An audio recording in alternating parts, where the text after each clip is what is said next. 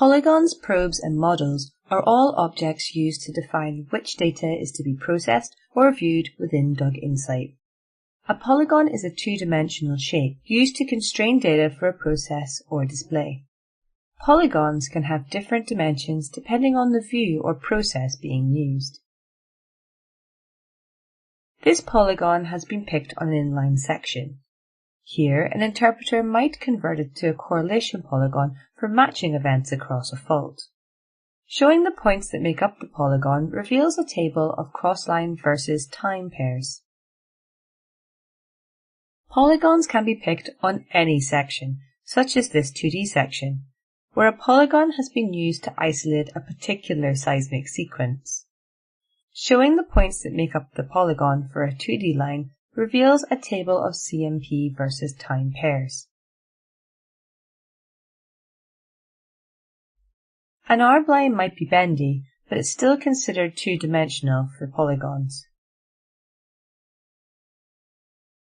Here, the points are distance along the R-line versus time. Section polygons can be used to restrict spectra analysis. Only the samples for the volumes within the selected polygon will be displayed in the analysis view.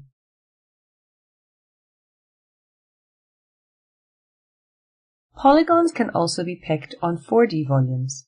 This time the points are the fourth dimension versus time. Polygons can be used as input to some processes. Here, the gather polygon can be used to trim the noisy edge values of the gather display. Polygon processes can usually be applied inside or outside of the polygon shape.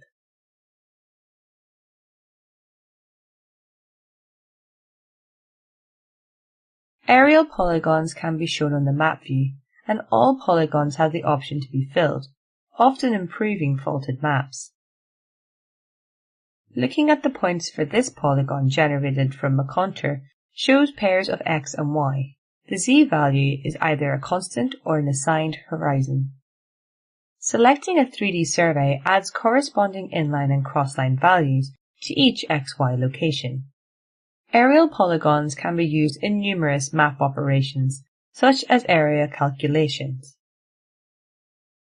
If a horizon is selected, polygon erase can be used to clean up unwanted values.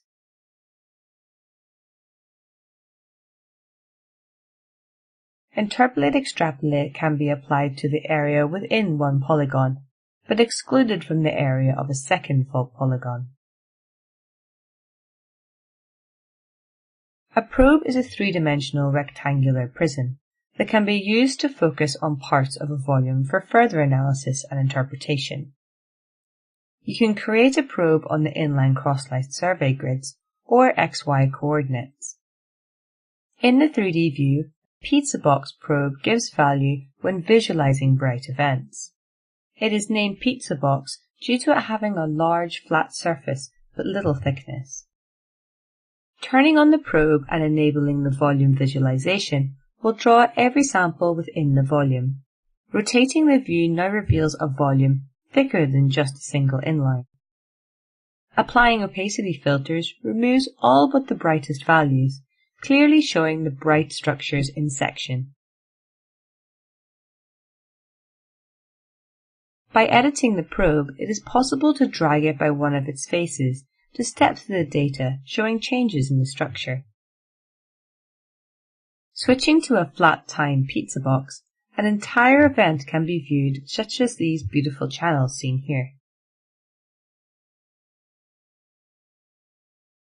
Probes can be any size. Adding a well to the view, it is possible to create a probe around the well location.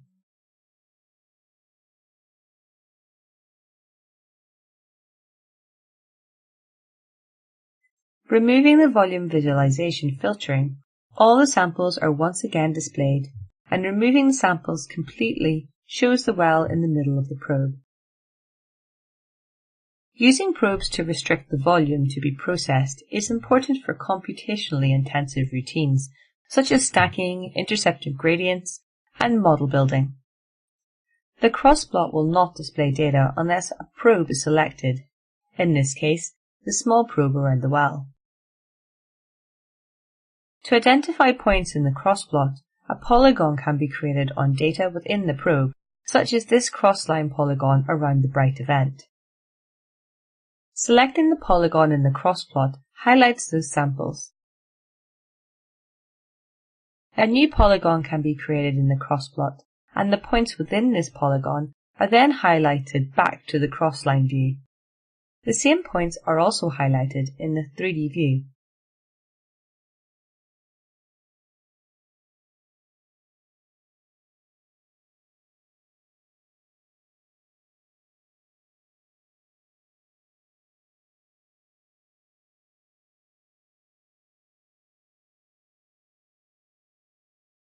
Probes and polygons can be used in several processes.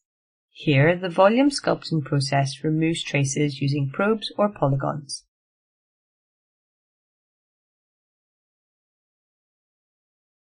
The sculpt can be applied within or without the polygon.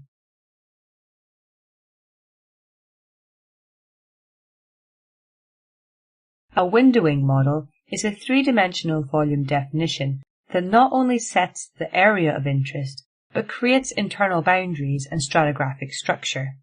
The model has no top or bottom. In other words, the top layer of a windowing model extends up indefinitely, and the bottom layer down indefinitely. Therefore, the simplest possible windowing model is a single layer, with no horizons, covering all data. If horizons exist and cover the area of interest, they can be included into the model. Here are 4 key stratigraphic boundaries shown as surfaces and intersections. The model includes each surface in the geological order.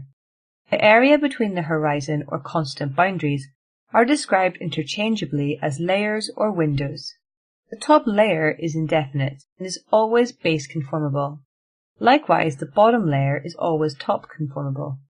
All other layers default to proportional conformability, although you can customize this on a layer-per-layer basis by choosing the Set Layer Conformability box. Checkshot and low-frequency model processes use the model to guide well log interpolation between wells.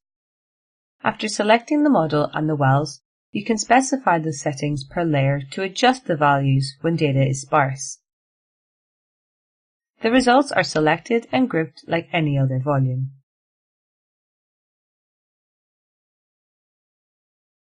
Windowing models are useful for spectral analysis and other filtering processes. After selecting an aerial polygon, you can compare the spectra of the whole trace to that of a single window.